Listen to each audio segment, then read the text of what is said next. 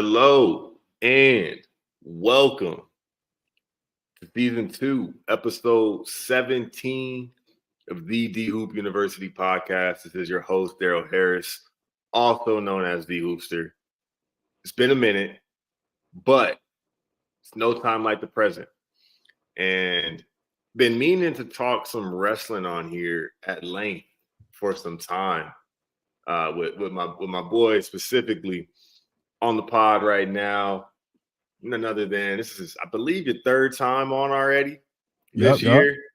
Been staying locked in. We got Suge Wrestling. Y'all know the voice. What's going on, bro? Not much. How are you? How you been? I'm good, man. I'm good. You told me it was nap time, and then it was wake up time, and you got some solo time. So I said, "Oh, that means it's go time." Nah, I know what that means. How you been, bro? Oh man, I have been okay. It's been a hell of a year. The highs have been just as low as the downs, it seems like. So we've been somewhere. Bro. Yeah, we've been somewhere in the middle of the whole year. But we still fighting. We still out here. We still balling. We're definitely gonna ball, bro. That's actually what me and Terrell got more than half baked. It's about 75% baked, and this is a teaser to that. We did a year in review, abbreviated version of a podcast, just because 2024 has been cooking, bro. 2024 has been absolutely cooking with gas, and we're in the fourth quarter. So to think that it's not more fireworks in store, you'd be sadly mistaken. Oh no, this is when all of it's gonna come to a head, you know. Right, truly. We know what's coming in the next 6 weeks. We know the holidays are upon us. And I can't not mention it today just because, I'm in Vegas and I work for the news. I'm a producer, so wrapped up the morning show already today. And today is 1 October. It's October 1st.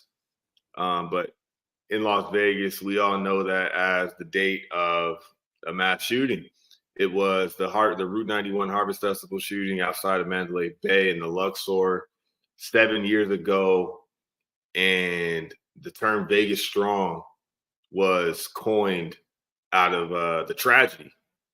And being a part of the community now, I got to do I wrote up a cool story about how the community's attachment to the Golden Knights hockey team is one of the unique byproducts. It's really a crazy story, man. Would you believe it? First major professional sports league team in Las Vegas ever, right? Their inaugural home opener, first game of the franchise's history, is a week after the shooting. It's the deadliest mass shooting in modern American history. 58 people were lost, a couple more in the following years from complications. And like I said, Vegas Strong became a term because the community response was overwhelming. And that was I literally came to Vegas in January of 2018. So it didn't hit me. Terrell was here, for example. But ever since, you can't not be out here and not understand what that means, what this date means, that there's events all day long involving the police department, local governments, the whole state, just sort of recognizing and remembering that it was a beautiful outpouring from the community. And I mentioned the Knights because, crazy. We finally have a pro sports team. It's their first game. Everybody's supposed to be excited. And it was sort of hampered by this tragedy. Right. And the team, they put together a beautiful opening tribute before their first game, and the players spoke to it. They got involved in the community on the ground level. And the city has a real blood bond with the Knights now because of that. And you wouldn't understand it sort of from the outside looking in. And this is just this is just the intro, folks. This is how kicking it started because we haven't talked in a while. Y'all haven't heard me in a little bit. And in the words of Joe Budden, if we don't ever get real, nothing's a joke if we never get serious. And this isn't too serious, but it's real life, And first season in professional sports in existence, this team goes to the Stanley Cup final. You know that's unheard of. This is an expansion team. Yeah, that's a fact. Like, I remember that, and I don't even right? follow hockey. You know, and we didn't get it done. Lo and behold, we did get it done 2 years ago, though, and we got a banner. We got a Stanley Cup. Lord Stanley's Cup was hoisted around Las Vegas for a good 12 months. And yeah, I got a picture of it at the newsroom. But shout out to the Golden Knights, man. Shout out to the community. And it's just one of those moments when sports transcends sport, you know? Yeah. To make that a wrestling analogy, that the 9/11 SmackDown. Yeah, that was tough. Where you can't ignore real life. Right. There's been a few of those. Definitely has. And you never know when they're coming. That's what makes it sort of stick. And that's just, you know, something that's on the minds of many in Las Vegas, and similarly here.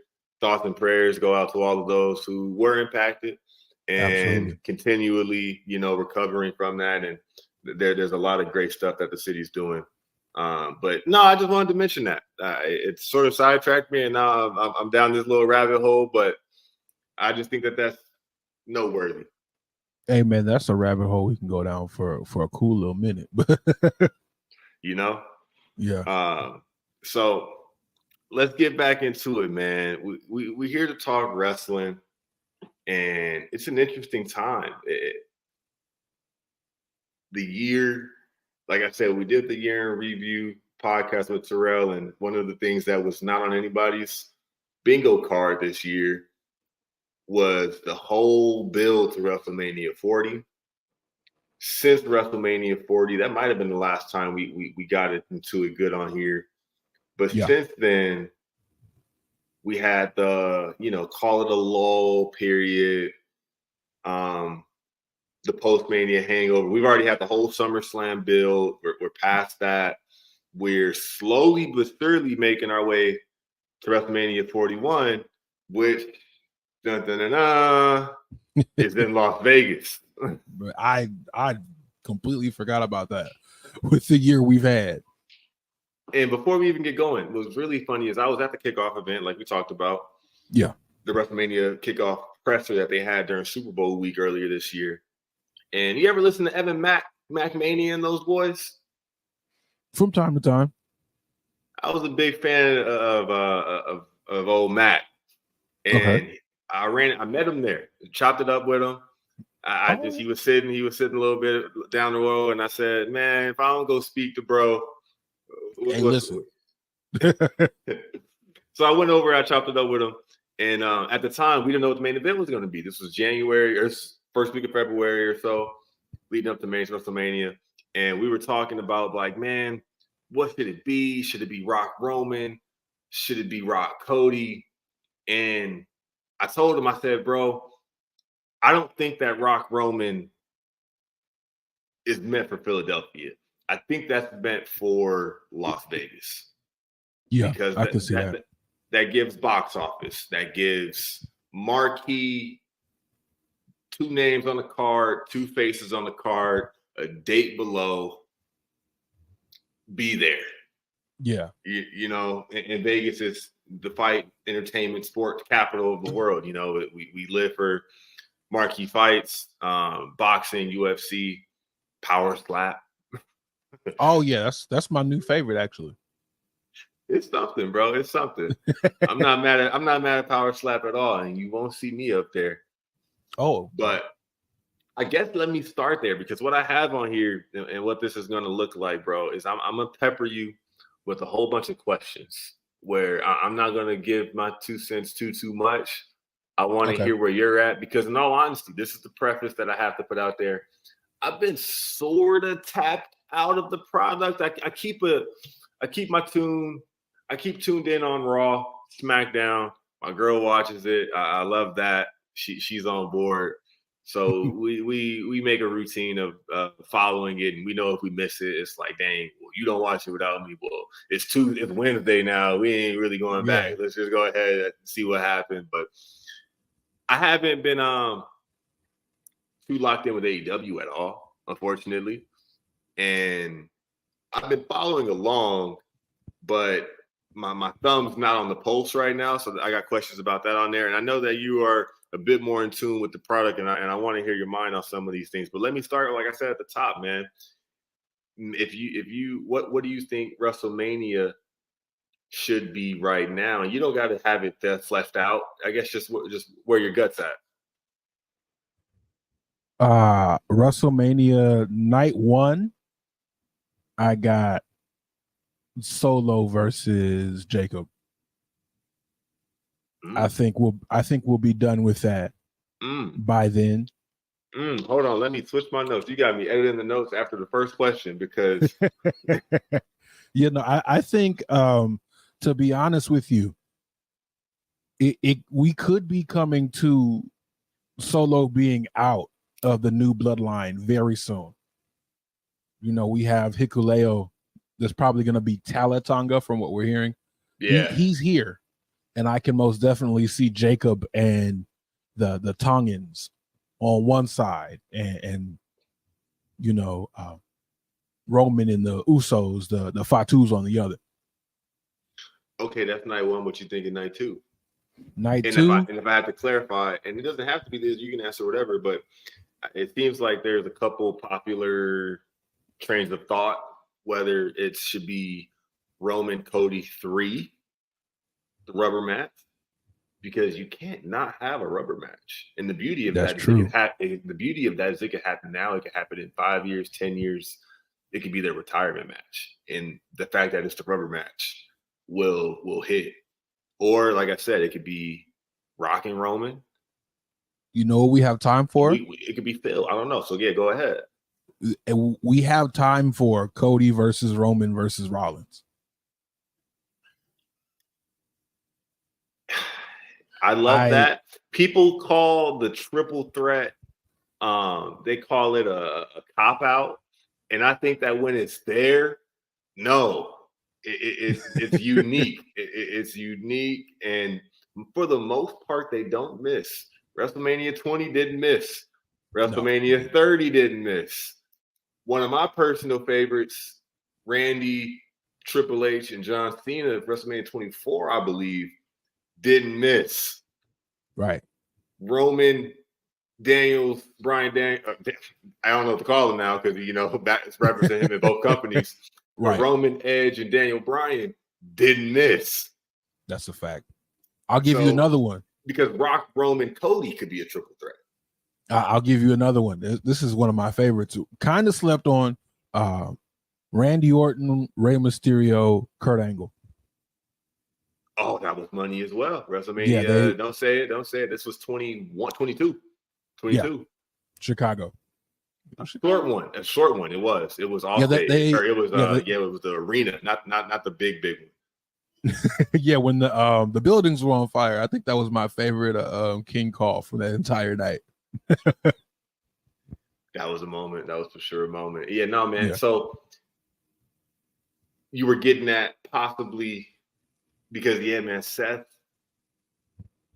Okay, so look, I like that we started there because the first name you mentioned was Solo Sikoa, and I overlooked him on this list, but like I said, it's in that conversation with Terrell that y'all will hear soon.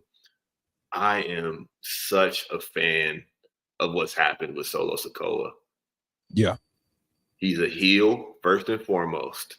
So he's not going out there to get cheered. His demeanor, the way he stepped up in the absence of the tribal chief, and that if you call it a lull period, whatever it was, to me, he was an Umaga sort of reincarnated for a kid watching the product, to where it's like, nah, bro's a problem. He's been a problem ever since he got here. And it's somewhat believable. The spike is, of course, believable. I was in the camp that I wanted him to win the belt. Just even if you hot, because, and I'll put this, I'll leave this to you in two parts. Feel free to respond on that Solo part, because I think it's been dope, man. I think he stepped up, and he got a returns graphic for last week's SmackDown. He got a tweet that Solo Sikoa returns. That's reserved. He's made it. Yeah. That's reserved for the main eventers. And there's that. And the reason I wanted him to possibly sneak the belt off of Cody was because I felt like you didn't win at Mania. They had the Fallout feud, the 6-man tag matches, and then the cage match blow off on SmackDown, which I was just like, bro, just do it. Why not? Because I feel like if he didn't win it and he didn't, I'm like, will he ever get this close again? Or will he ever get the opportunity again? And you have a chance to stamp him as a champion in a believable trajectory. If you don't do it, you might not be able to pull the trigger again believably. But do you think that, because I also think that Cody could drop the belt and it won't hurt him whatsoever. We could put it right back on him. But what you thinking? I think I don't know how long Cody wants to be in wrestling. I don't know if he wants to be in it for as long as his dad was. But I don't see Cody having more than 2 runs with the WWE Championship in WWE. So I think we're going to hang on to this first face one. And I think the second one is going to be a heel run. And that's going to be the money run. And that one right there is because they didn't really click with heel Cody in AEW. Character work and the story work is going to be much more appreciated and highlighted in WWE than AEW, in my opinion. Which we've been getting heck of a story so far. And the story was finished, but there's plenty of story to be told. And another thing about WWE is they have a very unique approach at like writing people out of history and then putting people in there with their pre-match promos, their pre-match promo videos. Like whoever does that, they've never missed for like the big matches where they catch you up. They never miss. So you can take Cody pinning the Shield way back when it was with Goldust, and you can turn that into a build for WrestleMania in Vegas if you need to. And they barely scratched the surface on that, and that ties in Seth, ties in Roman, ties in Dusty. You know what I'm saying? And we haven't seen. So, all right, that brings me to another pivot, another crossroads. No pun intended. Yeah. I'm going to get to Bad Blood in just a second. Survivor Series War Games is about, what, 10 weeks away? Yeah, real close. That's not even. I overshot it. 8 weeks. It's less than 8 weeks away, because 8 weeks away because it's in December. What everybody has shoehorned for that War Games match is Bloodline versus Bloodline. However, we haven't started the ball towards that. The ball is at the top of the ramp still, meaning that only Roman has come back. We haven't seen Jimmy. We haven't seen the Wise Man. Jay's still on Raw. Sammy's chasing the World Heavyweight Championship. Just for some of the fantasy booking versions of this that we've seen. That makes me feel like, are we getting that? Or are we getting more Cody Vengers versus somebody, and that doesn't even touch the final boss, right? And his possible involvement, because there's so many angles that could have went in it. He could have been the elder that is sort of called to play for the whole Tongan revolution, and it's like empowered Solo, but we don't know. This is all speculation, and this is storytelling that we know WWE's not about to speed through. Right.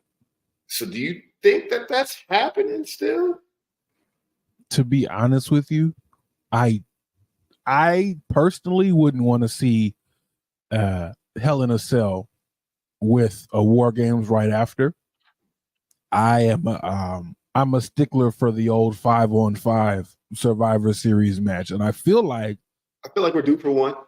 We are. We most definitely are. Like a good one. And the brands actually are competitive. Oh, for sure. Like, did you see Adam Pearce's promo yesterday? Before the Hell in a Cell? The Punk one where he rips his tie off. No. So bro walks into the room and he's like, people keep complaining, like, why don't you have why is Raw so wild? Why don't you have a handle on Raw? He said, I want it this way. He said, I made it this way. I'm put the most dangerous people here. Who else are you gonna watch? SmackDown? Oh, we're here. We are here. Yeah. Brand Warfare is back. With 2 former NWA champions. I love it. I need it. That's dope. No, because the general manager work has been legit. I respect Pierce. He's got a gimmick going at the very least of, look, it's a lot going on. Ain't nobody else ready for this job. I'm going to do it. Chelsea Green, stand by. Right. Similarly, Nick Aldis is clean cut. Look, I got this. Everybody calm down. Relax. It's that, and we haven't had that in a minute. That duality, yeah. I mean, even just like the sly British style, we haven't had that since NXT Regal. Right. Dapper fella, you know, gentleman. Always got it under control until he doesn't. Yeah, man, we might be 100% on to something just because. We can't wait. I can't wait. I know everybody else is probably similar that there's so much story to be told in the reconciliation of the OG bloodline, if that is to be told, in terms of Jay and Jimmy. For one, I follow Rikishi now. Side note, tangent. Give me 30-second timeout. Oh, you got it. I follow Rikishi as of late on Insta, and he's just an uplifting family man, you know what I'm saying? But he tell it like it is. He's the dad of like the AAU program where it's like, look, y'all running this monkey mouth, business, and y'all not even using my boys right. Hey, somebody said they used to hate to see Rikishi coming to Friday night games. They used to hate to see that man coming. Nah, he tell it like it is. And hey, he said, take him out the game. Hey, take him out the game, coach. Hey, we out. With my boys. We out of here. And who gonna say something? Nobody. He posted, I think, like a birthday tribute to either the two of them, or he just shouted out Jimmy for no reason. And I just was looking at that like, and this was before Jay won the title last week, and just was thinking like, man, we've been on a ride with these boys, man, since 2010s. The performance they used to do at the top of the stage was just like, when they hug again, bro, I might shed a tear. That's gonna mean something for real. You know what I'm saying? And it's like, look at you, Oos. You did it, bro. Look at you. Everybody rocking with you. Mm-hmm. You got gold now. That's not introducing Roman looking back at him and saying, Right. That's gonna be something, especially after that promo last night. You said, Roman held me back. That I can't wait for them to get payback on that one. Roman will have something to say about that. And reconciliation isn't a dap and we good. No. Y'all there's trust issues to be hashed out. Yeah. There's real. There's some framework. Yeah. And I don't know, part of Solo could fall on either side of it. He's their brother. Roman introduced him, the whole nine. Yeah. He went trying to do his own thing. He could really have a vendetta against them and say, nah, screw y'all. Like, this is my bloodline. Like, I don't want, like, it's just deep, man. It's deep. And to your point about maybe the war games, well, for one, they're already promoting war games. Are they not? Am I wrong? I'm not sure. I hope not. I don't. I want to say Survivor Series War Games has already been said, and Let me tweeted and the whole nine. Yeah, we can fact check in real time. But I agree that the way that maybe going to War Games straight after a month after Hell in a Cell doesn't let it hit all the way. There's too much story here, almost, for the amount of time that's left to build up to Survivor Series. Right. And I don't want it half done. And this is probably another year, 2 years worth of Bloodline stuff. This isn't culminating at WrestleMania. Like, it'll have highs and valleys, but what you think? So yeah, you're right. It's Survivor Series War Games in Vancouver. So do you think they're gonna give Sammy something to do?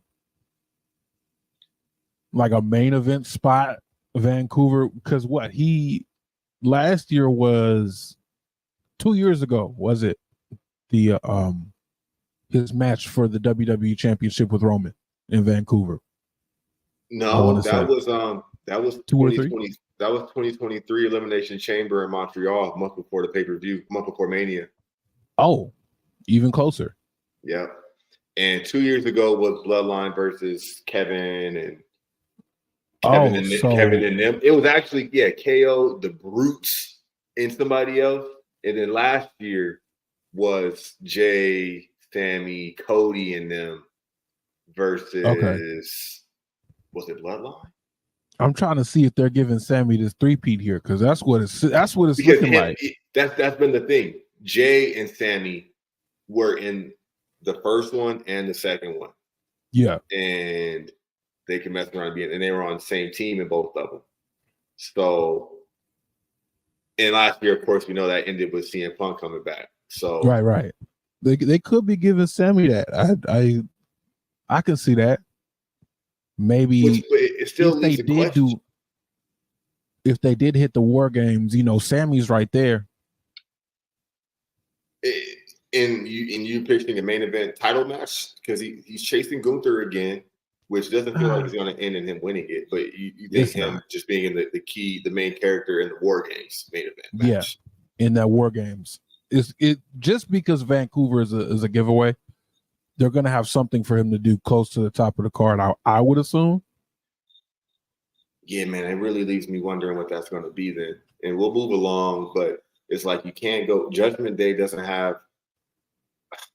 If it's Judgment Day in the LWO, man, don't even put that on Monday night. No, give me that on Friday, because didn't they do that with somebody?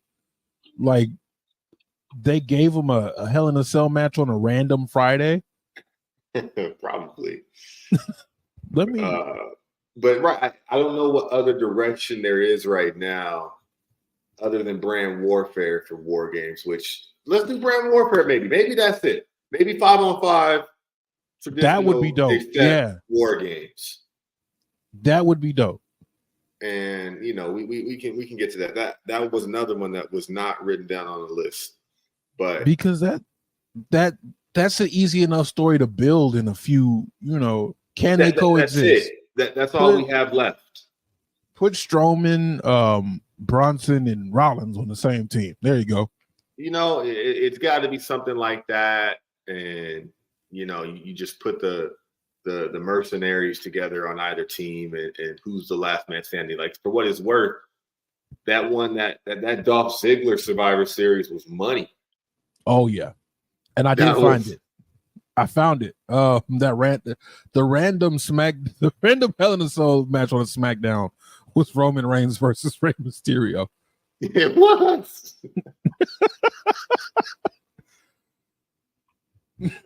All I can remember is like Ray hollering as he's like getting tossed. He's getting like power bound over the rope, I think. That feud was hilarious. I remember. Oh man, that's another thing for the list. Okay, so what are you most looking forward to on Bad Blood? Besides Future being played throughout the show. No, that in Metro. That's fire. That I love it. I love how we're crash out. Hey. I love how we're seeing just Black culture permeate all professional wrestling. It Wrestlers it for did who? niggas, right? Listen. So Bad Blood, I'm sort of tuned out. I'm looking forward to the tag team match just because Rollins is back now. And so Roman Cody or Roman Cody, yeah. Right. Okay. Yeah, versus Jacob and Solo. Yeah, anytime. I just want to stop and say I saw one of Jacob Fatu's first matches in a gym. I am ecstatic for this man and all 7 of his children. I know they are eating good. Shout out, bro. Nah, and you've been a thumper about Jacob earlier on in this podcast, man. You spoke it before it came to fruition. So that's one thing we could reference. Yeah. It's a huge spot for him. He's got greatness in his future. Hey, man. Tama Tonga, bro. Yeah. The work of his career. That I love it. He just don't change a thing. Tama Tonga is one of them ones, bro. Yeah. I can't wait. I was a hooper they call on the internet now. No, for real. I was trying to keep myself from bringing this up earlier when we were on the Usos, but I can't wait for the Guerrillas of Destiny versus the Usos. I cannot wait. That's money. We're gonna eat well. A lot of this does feel like Mania. Now that we just kind of talk about it, a lot of this Bloodline second culmination, it's a little too big for anything else. And it's crazy how the last time the most interesting bit of the Bloodline was really Roman, was really the tribal chief. And now, in my opinion, the most interesting part of the Bloodline is the auxiliary members. 100%. The intrigue, yeah. For one, it would be really poetic if last year they didn't even like the match, but they finally got it. If WrestleMania 40, we got Jay versus Jimmy. Yeah. And 41 could be their first reunion sort of tag match. Hold on, we got to hit these boys. It can be Bloodline Mania again, basically. Yeah. Because they could do several matches of Bloodline members, but then versus Guerrillas of Destiny, and that'd be a banger because it seems like Tonga Loa gets up, and that's his comfort zone when he's tagging with his bruh. Yeah. And I look forward to that. I saw another post the other day talking about how Roman, they were just comparing they were just resurfacing the final boss clips. I'm sure you've seen it too. And just how it's like, man, The Rock really stole all of Roman's, they said his aura. Yeah, he did. And I saw one train of mine, and I kind of believe it, where it's like, well, what incentive did Roman have to go? For one, he's always been sort of subdued as a character, and when it comes to expression. Yeah.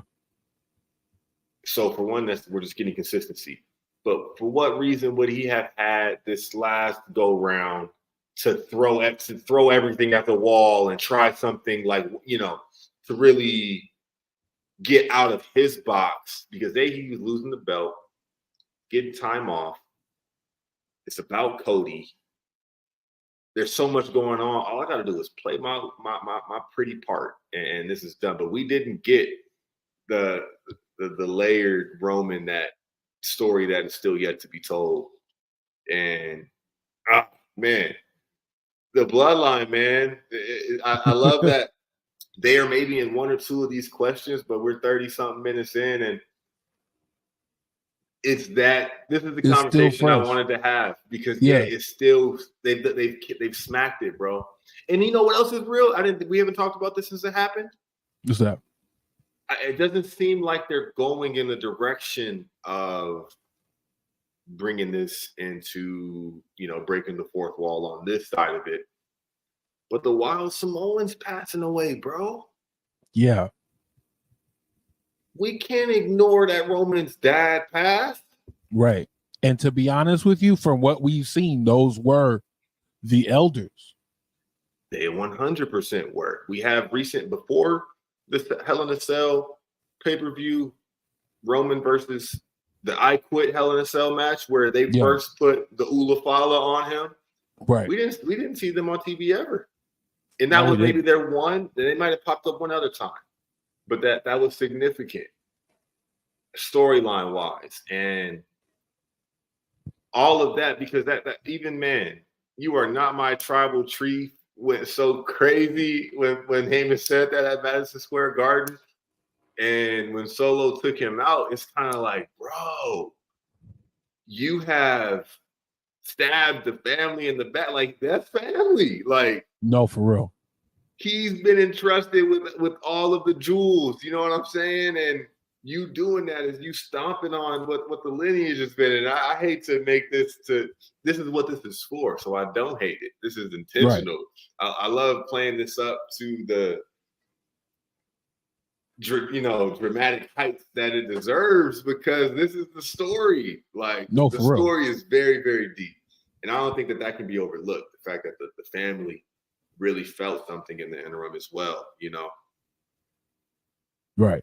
We have to touch on that. We can't, because if those are the elders, who are the elders now? Who's calling the shots now? This matters. Right. Is it Rikishi? Is it questions that needs answers? Right. Yeah. Woo! These are questions that need answers. I don't think that Rikishi.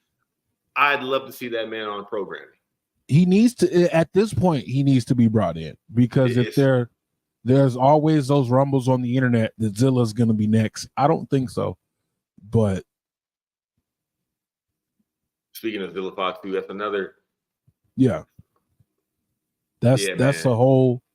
We can't all be cosplaying as Umaga though, and that's my thing.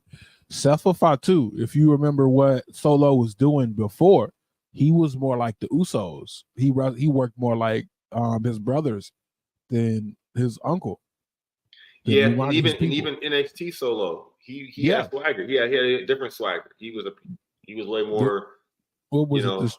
The street champion. Yeah, street champ. But he was hood with it. Like he was low key, but he was relatable. Yeah. Man, there's not anybody that can fill that role better than Rikishi in whatever role needs to be filled in terms of higher authority within the bloodline. Right. And then think about, listen, we can go way back to I Did It for the Rock if we need to. Of course. This is which is what makes the tree so dope, that graphic and all of that, because that's literally the history that pro wrestling is their family personified. Right. It's like, who do you go with? Do you stick with The Rock, or do you stick with your boy? He just won the IC championship. He's following in the footsteps. There's so much you can do. Oh man, no, that's money. We're gonna have to get off the bloodline, but man, there's so much money to be had there, and stuff that they can just eat, that we'll just eat up, that we'll just entirely eat up, man. Oh, so moving on from there, you mentioned that you like the tag match at this weekend for Bad Blood. Shout out to Jade and Bianca as hosts. That should be entertaining. Absolutely. We were talking about Black culture in wrestling. I saw a tweet today, I believe, from Wrestle Purists, where maybe you saw it too. They acknowledged somebody said that the company has acknowledged that there's been a lack of Black male single talent on pay-per-views and being spotlighted. Now we know that this was a pivotal, Exhibit A, and this isn't even to take it right there, but you look no further than what happened to Bobby Lashley. What happened to MVP? We know that the New Day is sort of marginalized, but I wrote that down as we were talking, because the Xavier Woods story right now, I don't like it.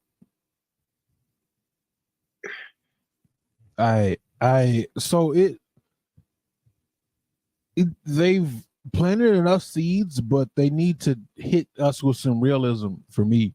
You know, just give us a segment where it's like, you should have never let bro in the group, and just like be 100% with it. You know.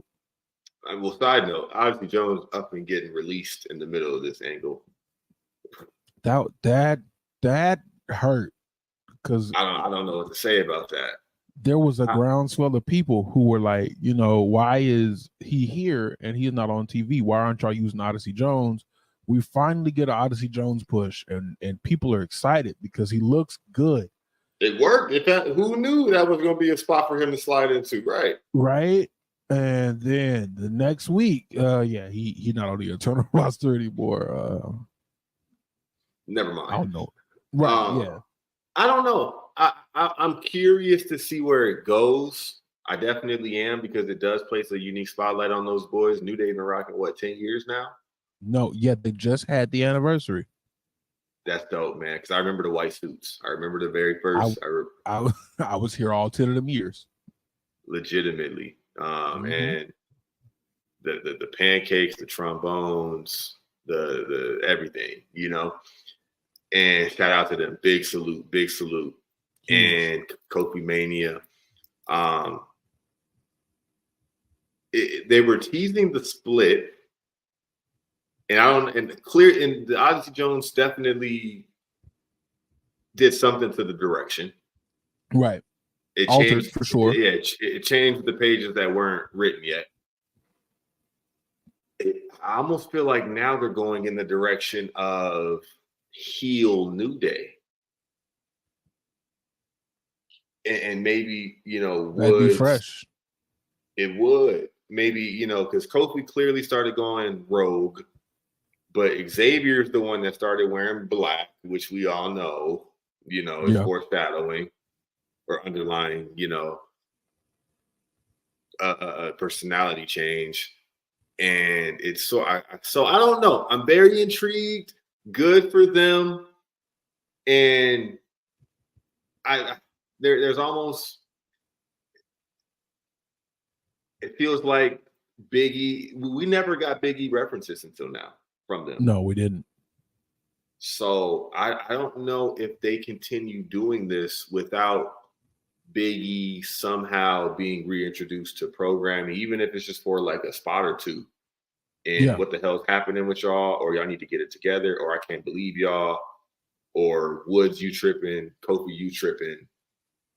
Something. But they're about to have a real brothers moment, whether that's a turn on each other, whether that's we both going this route, right, or something. I'm curious. I hope it goes well. I do too. I just don't want to see a situation where somebody gets, and you know, we say this all the time, Marty Jannetty. I don't want to see either of these guys lose out on an opportunity at the expense of the other. And I feel like that's something they could do. I don't see Kofi wrestling for too much longer, even though they've both been in the game around the same length of time, I want to say. Bro, they have time served, 100%. Yeah. So who knows? Consequences Creed, anybody? Right. Lethal Consequences. Let's talk about it. Air Boom. Like, so these guys, both of them go back to the late 2000s. And for real. Kofi, he earned his pension by now. Incredibly decorated. And Xavier Woods, man, up, down, down, is employing people that don't necessarily work for WWE. So like they're the fact that they're employing people out. Yeah, he's good. So, but they mean so much to the company. They definitely do still. But in an era where there's you go ahead. I was gonna say in an era where there's fewer and fewer house shows. Facts. You don't need to kind of rely on your tried and true acts as much. Go ahead. And we can't hit that, but I don't know if you saw, Kofi is making a rare independent appearance in the next couple of weeks. I didn't see that. No. Yes, for who? I'm pulling that up right now. So it looks like it's the Forge, or it's at the Forge in Juliet, Illinois. What's this? Ego Pro Wrestling. in Chicago. The with Triple H era. Right? Kofi Kingston. That's dope. And man, Kofi's gonna be wrestling royalty in short order. When, for sure. When he decides to collect his flowers. Let me keep going, man. The Lucha Bros. So here we are. It's looking like they're signing. One of my homies said it, and nobody. I really couldn't find anybody to say this better. AEW is cool and all, but nobody grew up watching AEW. Like, that's where I want to wrestle. Let me go ahead and clip that and send that to Twitter, Instagram right now. No, listen, and that's an unfortunate truth. AEW is 5 years old. People still have dreams about. Shout out AEW, and this is not a dig at AEW. We're gonna get to them. Because if you look at what they've been able to accomplish in such a short period of time, they've done amazing things. But we're still seeing. We have yet to see that first generation of wrestlers heavily influenced from childhood by AEW, the way we've seen people growing up with WrestleManias, at Royal Rumbles, at Survivor Series, TLC matches, and right. And I'll give you another example. Since we were just talking about Xavier Woods, he said he didn't necessarily want to win the big belt, but he wanted to win the King of the Ring tournament. And so that's something you can only do in WWE. So unfortunately, we're going to see people like, okay, AEW is cool and all, but my dream is to main event WrestleMania one day. Just like CM Punk came back. I never got that bucket WrestleMania list. Main event. Yeah, this is a bucket list thing. So we're going to see people leave WWE, but we're also going to see people go from WWE to AEW for better opportunities, better storytelling. You have Ricochet, MVP, Swerve. A long list of people that are more than comfortable being there and not seeing AEW as, oh, this is what I'm doing until WWE signs me again. Edge, right. So I think this is a sign of great competition in wrestling. But again, people still want to main event WrestleMania. Now go ahead. You're good. Now you saw that, for one, I didn't watch Raw the week prior, but apparently that graphic aired, right? That little fire ring with a couple prongs and a P and an R and that aired, did it not? Because people were talking about, what are we teasing right now? I'm out. It's been a rough couple of weeks for me. I haven't seen anything about something airing. I'll DM it to you right now. I'll find it really quickly, but okay. To my knowledge, I didn't watch whatever show this may or may not have aired on. USA Network tweeted this with the hashtag Raw from September 23rd. I'm gonna DM you right now. Okay. But it's a logo and it has a P, an F, and an R clearly in it, and it's burned out of fire. Put it on the screen right now, and if one had to guess, you can say Penta and Rey Fenix. I think people were calling that a Viking Raiders teaser. Possibly. Now, there's been a timeline of events that would follow this simultaneously that suggests something happened. Right. Now, 2 weeks ago, going back to around this date, sources were confirming that Lucha Bros were out, that they were signing, and that they were coming straight to the main roster. The origins of that may have been Conan, who Lucha, yeah, who Ray and Penta are his boys. This could stem from everything. All of this could trace back. CMLL versus AAA is literally the Crips and the Bloods.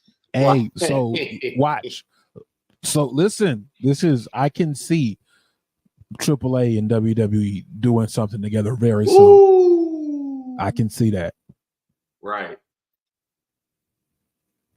People got at Conan And apparently he like I said, might have been the origin for some of those rumors, comments that he made on the show, on the pod, who knows what. Yeah. We know that CMLL and AEW right now are really sort of locked in terms of talent and some storyline stuff that's happening. And if CMLL doesn't get along with AAA, Conan's with AAA looking out for his Lucha boys, the Lucha Bros, and he's like, "Look, man, that's not y'all done there. We done there. They're not doing y'all right. Y'all should have been, you know what I mean? We know how Conan is. We heard his speech to Doug Rey Mysterio. Like, Conan don't play. No, not at all. He about his business. He may have been like the liaison in getting them over there. However, those comments might have rubbed Tony Khan the wrong way. Right. To where he tacked on injury time to the back end of Phoenix's contract. That's sort of the timeline that's going. And they were saying that masks were already in production for WWE, branding and all of that, straight to main roster. It's happening very soon, which is why that logo might have popped up, possibly. Right. And they're saying as of now that maybe that won't happen for another 6 months, maybe even a year, because of the injury time that Tony Khan might have pettily but rightfully tacked on to his contract. Well, now, I'd be bummed. Yeah. We had a recording. We talked about Lucha Underground, and man, I had Cero Miedo in my Twitter bio in like 2016. No, for I real. thought Penta was that hard. I have a Penta mask around here somewhere. My daughter found it the other day and put it on. But I've been telling people about Pentagon since way back. Pentagon. Yes. Yeah. Pentagon, like not forget what they call him now. Pentagon Jr. Yes. Listen, his mama called him Pentagon Jr. I'm gonna call him Pentagon Jr. It's unfortunate how he ended up with this name now because of the, what happened with Lucha Underground and stuff like that. But, if we do get that AAA WWE relationship, he might be able to go back to Pentagon Jr. on TV again. Who knows? I hope it. I wish it was happening. There was graphics already of all the tag teams stacked up, talking about, wait a second, we're getting Motor City Machine Guns. We're getting the War Raiders back. We got DIY. We got Gorillas of Destiny, the Usos, Lucha Bros, the Brutes, not the Brutes. I love me some Pretty Deadly. Oh yeah. I don't want them to get lost in the shuffle. I really don't. And if that means cling as closely to Tiffany Stratton as you can, then damn it, hold that briefcase. Do that. Yes. Because I can see some of these people losing with a team to a manager. Bring that back. Right. I don't know if you remember Deuce and Domino, but quite a few. I do. But quite a few of them wins. Quite a few of them wins is because of old girl on the outside. Right. The grease jackets they used to wear out. No. A lot of good tag team work that's out there. Not, man. And they would fit in seamlessly, but there's opportunity to be had, man. We just lost. For sure. We just lost Dragunov to an ACL. That hurt. It does. Because they had only teased it once or twice, but him and Gunther was only so far away. Yeah. Again. And that's fine, because they're still, that's, But we got Braun. We got Braun and Gunther now. Hey man, that brother. Hey, we did our Royal Rumble power rankings at the top of the year. And I think we both threw Braun Breaker in there as like, yo, look, honorable mention, number 5, 6. It don't really matter. I gotta say his name because he better be in this match. Yeah. And fast forward, bro belongs. He does. There's nothing quite like Braun Breaker on the main roster right now. There's nobody quite as believable. I want to say we haven't had anybody this believable since Young Brock. No, he's a unit, bro. It's that intensity that but he delivers on the mic too, man. It was oh yeah. It was a couple weeks back where he was still IC champ, and I think he interrupted Pete Dunne. He was in the qualifying match later that night. Yeah. And he just said something to the extent, I forgot what it was now, but he said something so subtle to the extent of, I wish it did. Please. I would, bro. You're so not ready for me. Like it was slight, whatever the words he guy, used. Pal. It was like guy. You said, so believable. And yeah, nah, man, he's got big things in the future. Thoughts on the E, man? I think that's just about most of what I wanted to touch on. Like I said, there's still plenty more. Oh yeah. In WWE right now, we didn't talk about LA Knight. We didn't talk about CM Punk.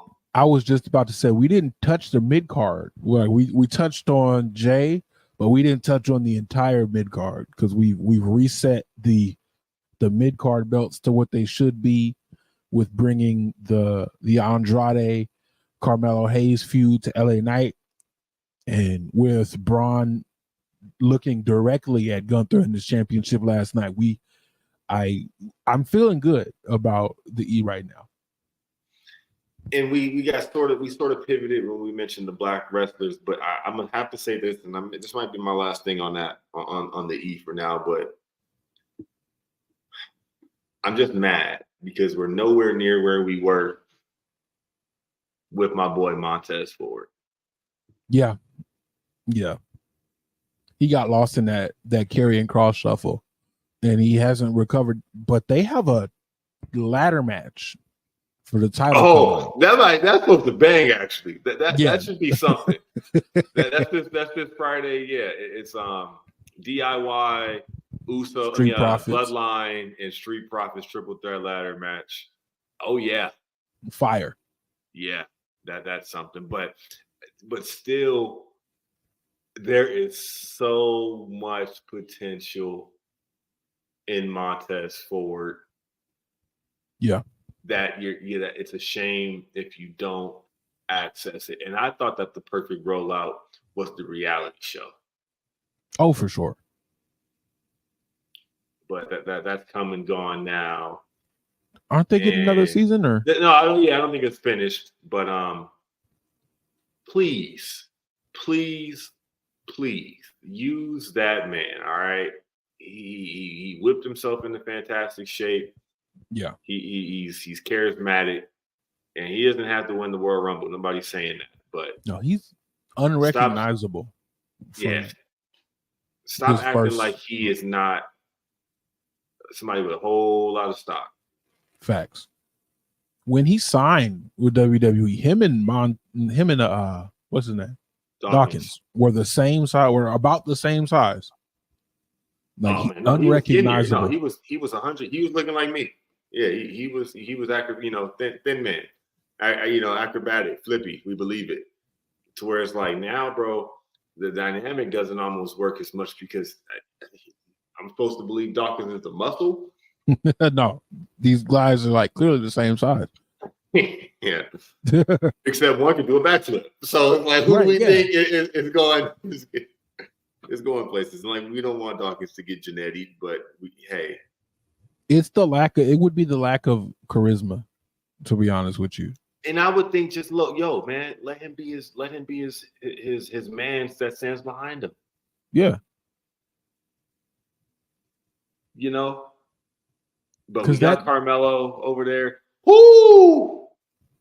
We didn't even talk about that boy's trick. Man, NXT is cooking right now. I'm so proud. I'm so proud of all those boys, man. It was a gloomy day when we got 2.0. I'm not gonna but I'm glad I stuck with it. And I feel like I was in the minority because I was a thumper low key for 2.0. Mm-hmm. I was like, look, this toxic attraction thing, I'm with it. This Braun Breaker and, some of these other call downs, getting a refresh, paint job and all of that. Ciampa was still there at the very, very beginning, but that's when we started getting Wes Lee and guys like that getting time and opportunity. But the brand has just, oh man, the women's division I always thought was off the charts, that they had valid storylines and feuds that were independent of the title. And the secondary title there is much deserved. It's working. And they got the network premiere tonight. And NXT NA has been a thing, and it's been thriving lately. What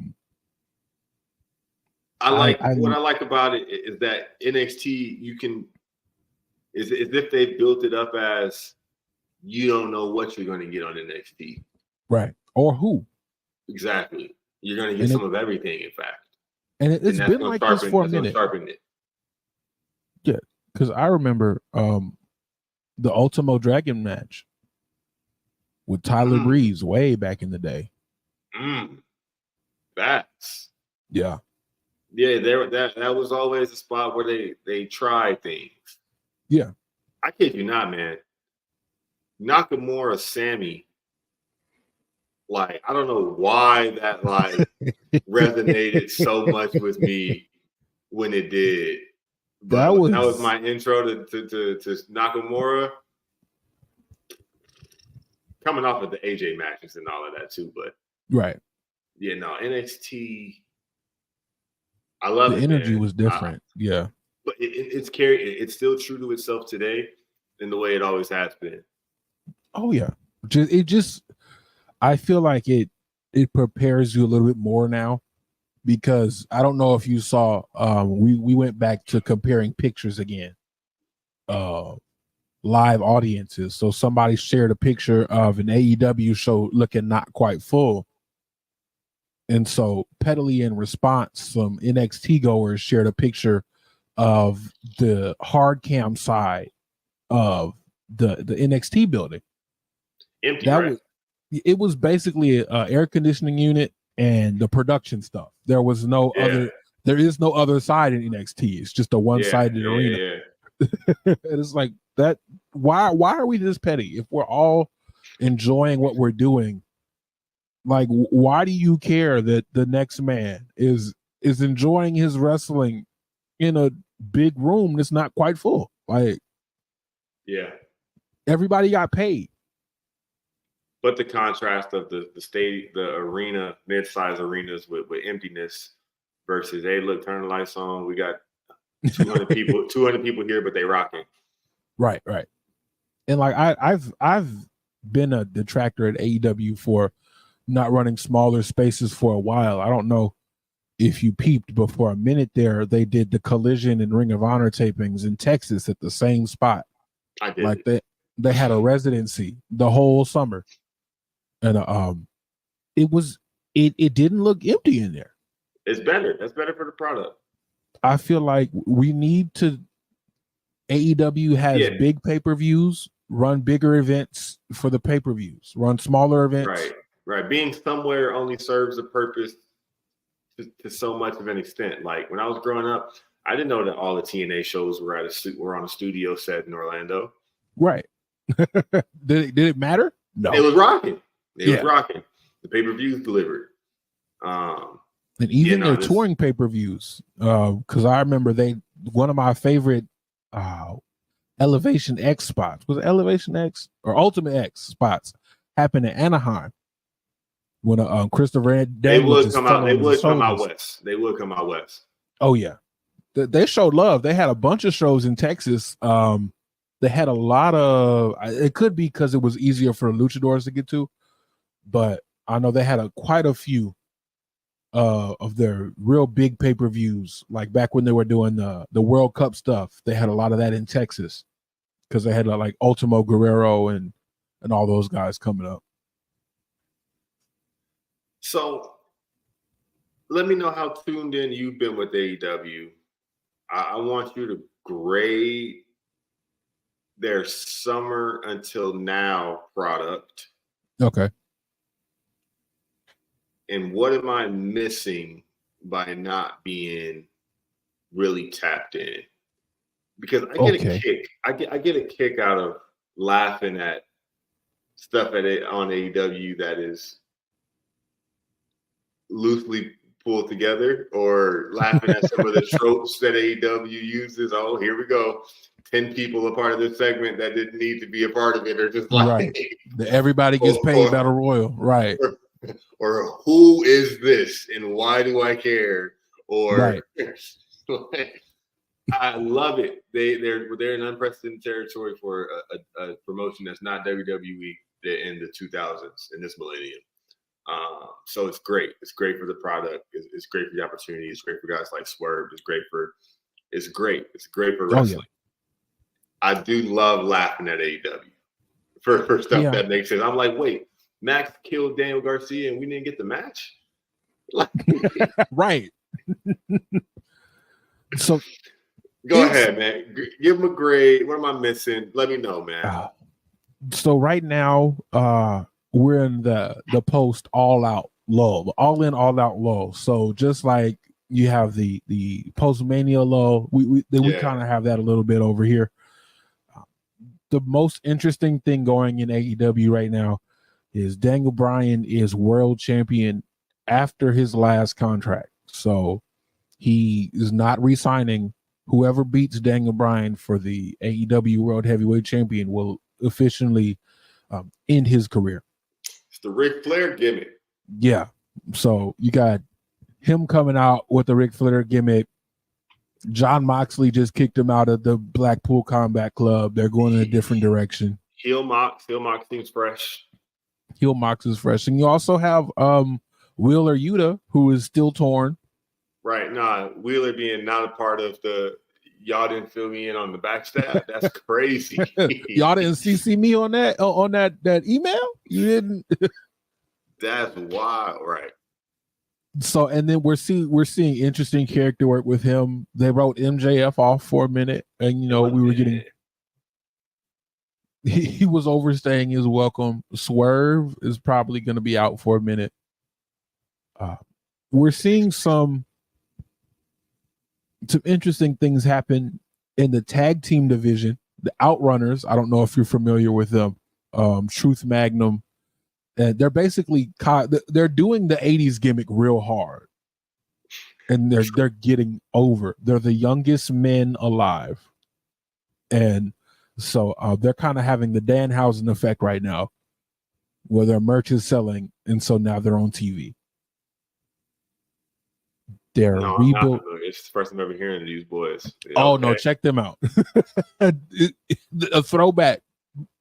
A throwback. That's all I'm gonna call them. I love it. It almost reminds me of the cheesy parts of Hulk Hogan, where it's like he's gonna hit him with the power slam. Like, I think one of their gimmicks is repeated power slams.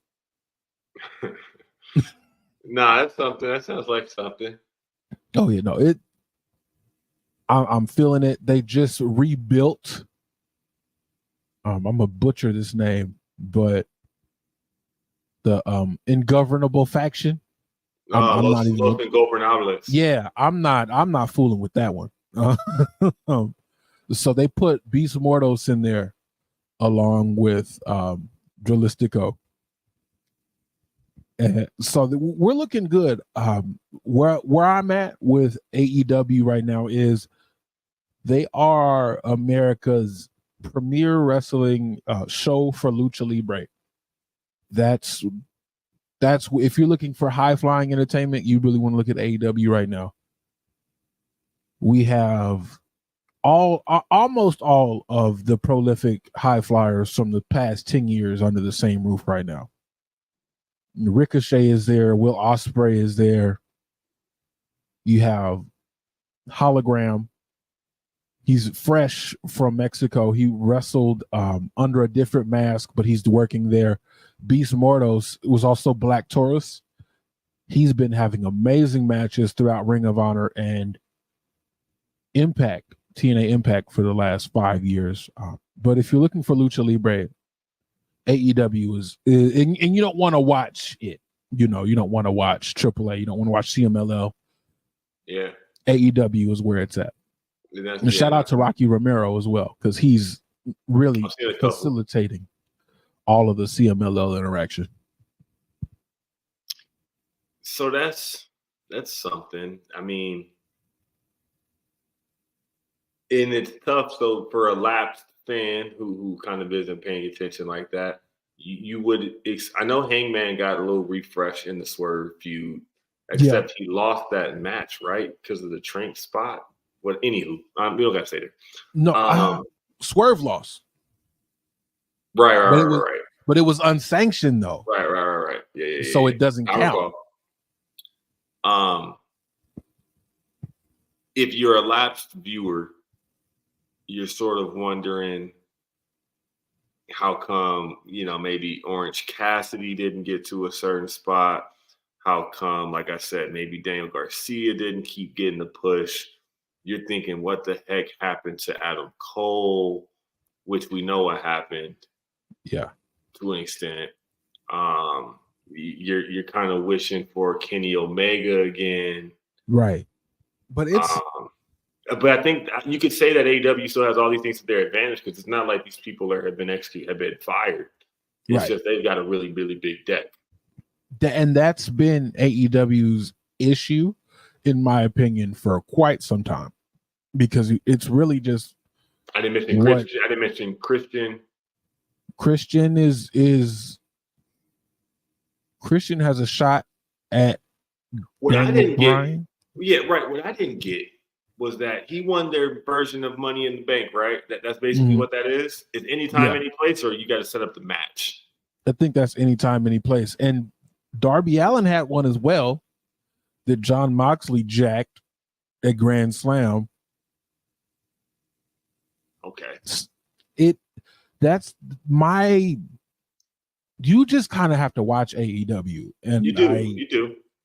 I usually there's some sort of booking trope that you can look for. AEW really is, okay, what does Tony Khan want to do today? And it's cool, because if he listens to, the core fan group, which he does, then that could mean something great. Like we've seen what that's done for Athena. Athena is now the longest Ring of Honor champion ever. She just passed Samoa Joe. So people saw Athena just kicking the snot out of people, and the fans were liking it. They enjoyed the shift in character. Now we're saying, why isn't this on AEW television? Why is this stuck behind the Ring of Honor paywall? Why aren't we putting her on TV with everybody else? But it's really whatever Tony Khan wants to do, whoever Tony Khan wants to push. Like right now, it sort of feels like Dustin Rhodes has the faction that was meant for Cody Rhodes if he would have stayed with AEW. He's teaming with Sammy Guevara and the Von Erichs. Yeah, that's right. I did hear about those boys getting over there too on TV. I haven't seen them yet. Yeah, Sammy's another callback. I also meant to mention too, I'm really bummed because I have loved, and like I said, up until I sort of fell off and didn't stick with it too frequently, I loved Timeless Toni Storm. Oh yeah, that run was amazing. She had the match, the Mariah that culminated greatly, didn't it? And I'm mad that I didn't stay along for the ride to sort of feel it to the end, and now I sort of missed it. Yeah, that storyline is. I don't think that we're gonna be able to have another storyline that like immersive from Toni Storm again. It was almost sort of her broken run. We haven't seen character work like that since Broken Matt Hardy, and like it had its own little universe. No, great callback. No, dude, cut the black and white on. Look, she's right. She's made Watch it. for the shoe, bruh. Luther. Yeah, and I'm glad he's still kicking. You know, I enjoyed what he was doing with Serpentico way back in the day on Dark, but it just seems like now there's not a lot of. They need way more TV time, and I wanted, since we're talking about TV time, did you see Swerve's comments to Queen's Flip? Only because I think you put it on your story. Yeah, and I tried to, and I put it on a little bit. But what was he? He was educating him on something, was he not? Yeah, he was basically telling Queen's Flip that, and he's now Flip messes with wrestling.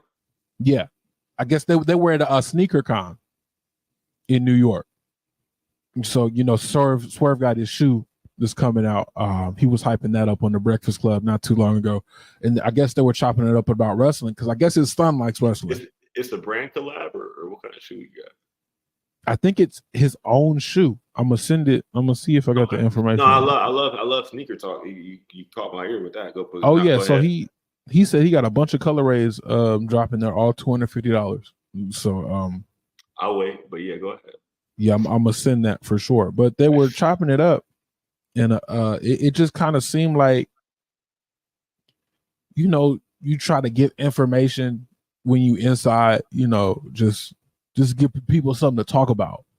And he was saying, yeah, you know, that they leaving. He didn't name anybody. He just said, you know, they leaving Fox. They went from Fox to USA, so we finna grab that spot on Fox because it's easy for the, you know, ad spaces love wrestling. So there could be an opening. I've heard spot. that. Yeah. I've heard that. And side note, I'm making my way through the McMahon documentary right now. Like I said, me and my girl kind of tapped in. So I'm like, I need you to see this whole thing because this is going to do a better job of telling the last 30 years of wrestling than I can do ever. So I need you to lock in. But so I watched that first episode and I knew we were in for something when they did not shy away from any of the allegations. I'm taking my notes. Like I'm still in my notes. I'll probably do that today. But it's like first 5 minutes, lawsuits, ousted, hush money. I'm like, oh, we're going there. They're not pulling any punches. Now shout out to Bill, man. He gets busy, man. He created 30 for 30s. Right to the point. Yeah, no, he knows what he's doing with a dot. Shout out to 50 Cent.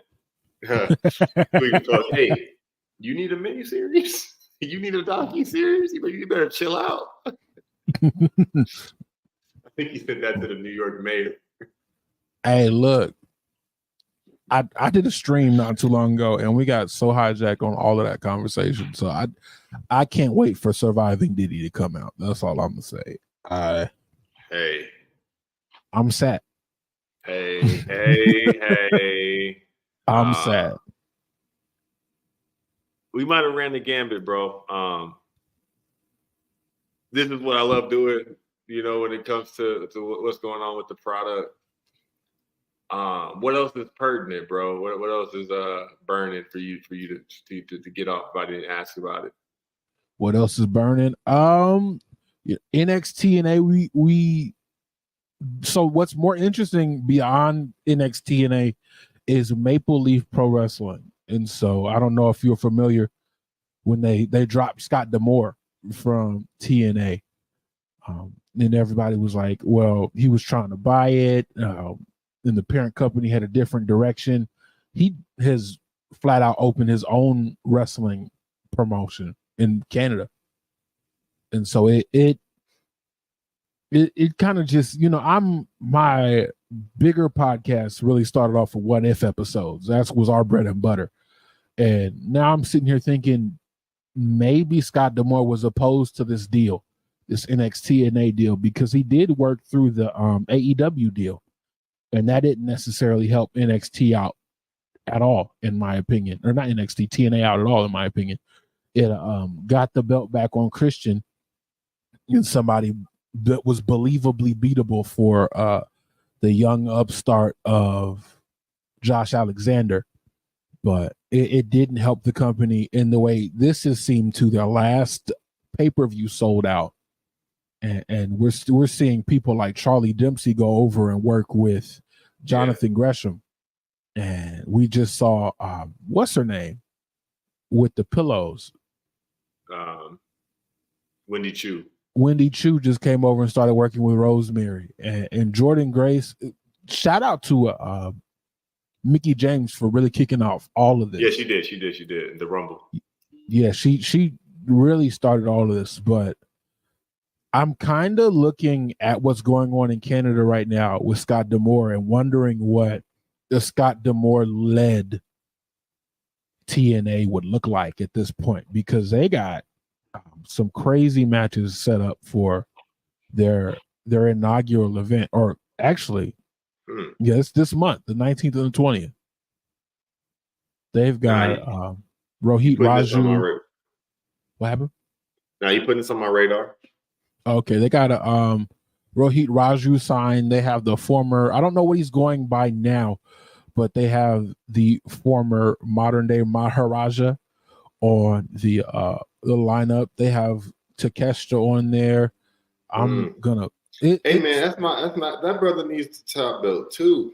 Yeah, the way he's been throwing LP around this year has me concerned.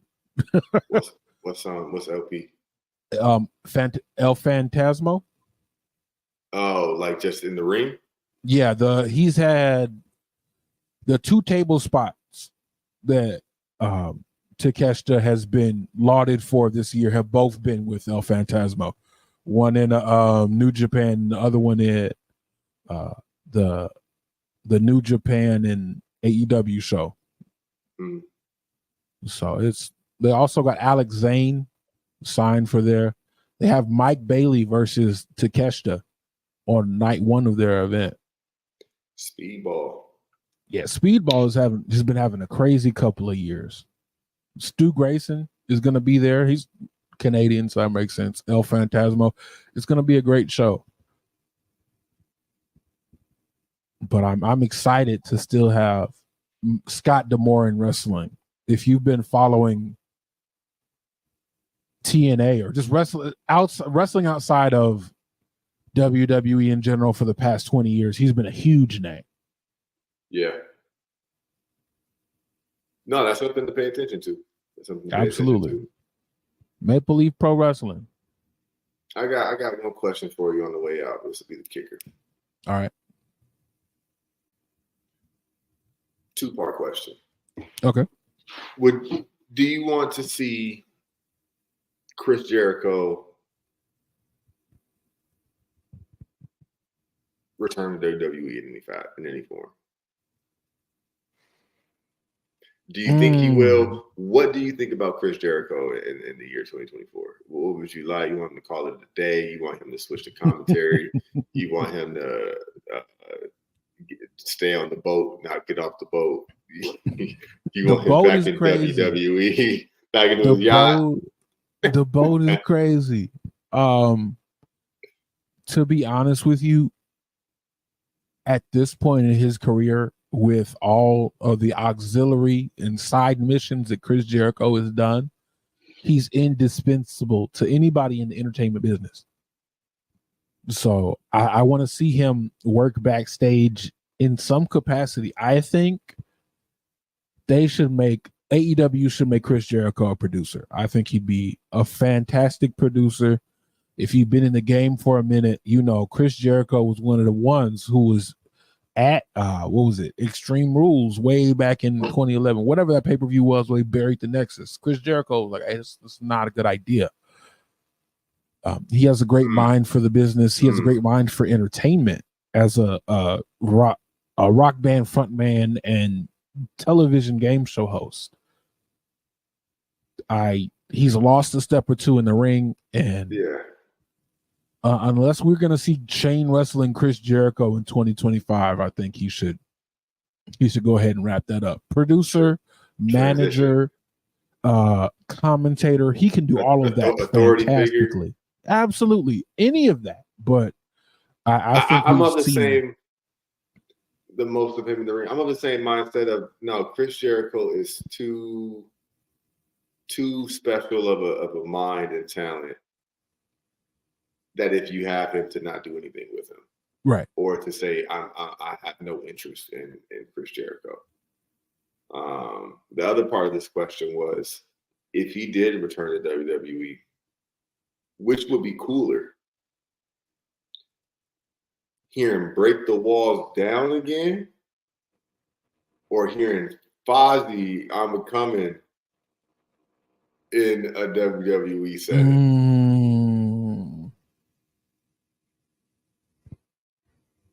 It would be nostalgic to hear Break the Walls Down again. But from what we've seen from WWE is, if they're re-signing you, they want what you are now. They don't want what you were. They want you in presentation, everything you are right now. Cody Rhodes, Shawn Spears, Ethan Page. The only person who really changed in presentation was Lexis King, because he was trying to get away from. Yeah, he wanted to. Yeah, and to be honest with you, I can see him reverting back to that, because you can always revert back. Look at your Stardust and your Cody Rhodes. So if he needs to be Brian Pillman Jr. again, which I honestly think, because he can only go so far with a bad barber. I think they're gonna get him with Judas. I think when they bring him in, Judas is gonna be the thing, because they want the crowd interaction That would go crazy. Between the Woe and Bad Bunny really changed the game in Puerto Rico. Yeah, he did, bro. He did. Nah, he shook it up. Yeah, Bad Bunny could come. Jericho could wrestle Bad Bunny. Oh, for sure. And shout out to the Inner Circle. I've been looking at that shirt all morning. Yeah, shout out to the first gimmick. Right. Hey man, that's a bookend right there. It's crazy how much, like you said, we didn't get into. Didn't mention Rhea Ripley. Didn't mention Damian Priest. We didn't mention Dominic Mysterio coming in with the lowrider. Goodness, Dom is so money. Yeah, no, I haven't seen them hit the nail on the head with somebody better than Dominic Mysterio, because it's like, okay, we know he hasn't been wrestling for too long. What do? We make him the grimiest, slimiest, sleaziest heel we have seen on TV in a long time. Lackey, turn, fake tough, chip on his shoulder, dirty Dom. Delinquent. I was in jail for 12 hours. Nah, man, I believe that a world title is in his future. I do. I genuinely do. Gotta be. I genuinely do. Too much heat, too much good stuff. And bro's earning his stripes. If he ever gets some muscle definition, it's a wrap. Yeah, for sure. But that's part of the gimmick. That's part of the gimmick almost. He got a couple years, because he's what, 22, 23? No way. I think Dom's about my age. Let's go ahead and fact check that. Yeah, I'm gonna do that right now. Dom was born in 97. Dom's my age. Oh, okay. I was born in 97, yeah. Okay, wait a minute. Yeah. I'm getting old. Me too. No, y'all are good. It's just me. No, 90. But no, it's happening though, bro. Hey, after us, they start making them different. That's a fact. That's for sure. Suge, bro. Pleasure as always, man. Anytime. Yeah, the end of the era, Raw going to 2 hours, SmackDown going to 3 hours. It's needed. If we're telling the Bloodline story on SmackDown, it's needed. Changes in the water. I love it. Yeah, man. We're gonna get back on here soon, man. I'm gonna enjoy Black Blood. I'm gonna hit you during it for sure. And I really gonna pay attention to what happens at Survivor Series. That's what I'm curious about. I think I think we unpacked that, and we uncovered what might really be going on for that, because everybody wanted this, and it's been up Triple H's alley so far to be like, I know what y'all want. I'm gonna give it to you when I feel like giving it to you. Though. Yeah. But I think on Survivor Series, I need that 5-on-5 back. But again, a happy medium would be War Games. I would love that. Yeah, that makes a lot of sense. No, man, that's gonna call it, man. As always, like, follow, and subscribe. Stay engaged. You're gonna get a lot more activity on here, a lot more activity on the YouTube page. You're gonna be able to watch, listen, however you want to consume the product. We appreciate you for listening as always. And that's that on that, man. Shout outs. I shout out to my wife. She's going through a lot. But she just asked me to become a part of her business. Nikki's Delight. She does sweets. She does baby showers and stuff like that. We had our biggest event. We had our WrestleMania this weekend. It was a giant gospel festival my church does. We sold out. And so nice. Shout out to her for that. She slaved away for 2 straight days in the kitchen to make the product for it. What church out there? We're at Sanctuary Church of Refuge. It's not City of Refuge. Every time I tell people that, they're like, oh, the big one. No, we're off of Manchester and Western. We have been around for going on 7 years now. Growing. We just got to the point where we can put on a gospel festival in the park. That's hard, bro. That's hard. We did the first one last year, right after we linked up for the first time. Nice. And so it was a lot smaller last year. This year we got the councilman involved. It was dope. They were bringing people in on buses from the senior centers around the area. We were able to get a headliner that was. Y'all got the word of y'all got the business name out there pretty wide, I imagine. Oh yeah. No, we've been doing this has really been our first full year of doing stuff that's not like pre-order based or party based, and we've been killing it. I sell the snacks at work. we've been keep pumping it, bro. Keep pumping it. You know, we hustling for real. That's y'all thing. Yeah, sky's the limit. I'm gonna sing y'all something because I got some homies in Vegas. Last time we were there, we were selling at the conference we were at. But I'm gonna for sure sing y'all something. All my little Vegas homies.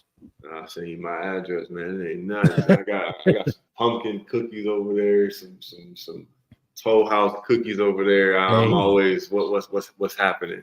We were selling strawberry cake cookies. I was about to say, stop it. I need those. I got you. I was going to say already that I'm a sucker for that. I got you. The strawberry blondie, anything like that, white chocolate. Oh yeah, no, this is right up your alley. I'm gonna sing you something. Hey, that's real Graps right there. For real. Shout out, plug that, man. I'm gonna tag all of that when we get this out. Real Graps, real snacks, we all that. Yes, sir. But yeah, man, that's all I got. That was it. We had a successful event. That's why the house was a mess. That's why everything was a mess over here when we first started. I was trying to put stuff away. We got like labels and stuff that. Hey, small business. They don't know the behind the scenes. Yes, it's a lot, bro. Like, ain't nothing small about it. It's not like, and people don't tell you like you're not making no money the first year. Like we did this last year. It's like a treadmill. Yeah, you have to keep going. This is something where you can't be like, oh, it's my first year. I didn't make no money, so I'm gonna quit. No, you got everything set up in your first year. Now you're gonna start to make a little bit of money. Mm-hmm. But it's not something you can quit, man. You gotta keep going. You got it, bro. Y'all got it. Yes, sir. Everybody be easy, man. Go about y'all's week. Be blessed. And till nigga next time. Next time.